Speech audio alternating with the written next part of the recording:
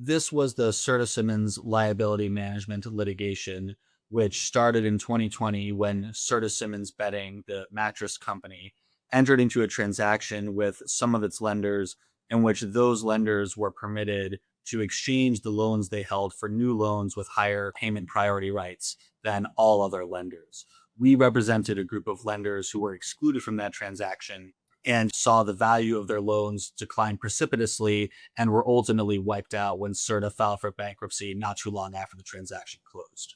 The reason why this decision is such a landmark decision is that lenders typically do not have liability to other lenders under a credit agreement. If you look at your standard credit agreement, it's really about the borrower's obligation to the lenders. The borrower incurs a debt to its lenders. It's required under the terms of the credit agreement or the bond indenture to make payments on its debt. This case involved a violation of one of the few obligations in a credit agreement where lenders actually have a duty to other lenders, and that is the obligation to share payments ratably.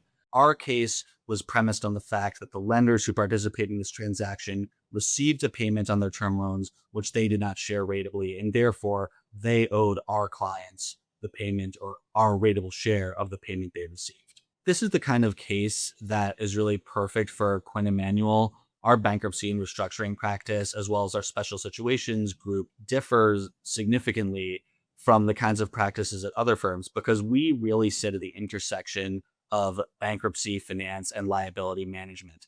And we have extensive experience litigating these kinds of transactions. So when we took the case, we immediately had ideas on what were the best kinds of claims for us to press, what were going to be the most persuasive theories of liability, how we were going to undercut the affirmative defenses that the defendants were interposing.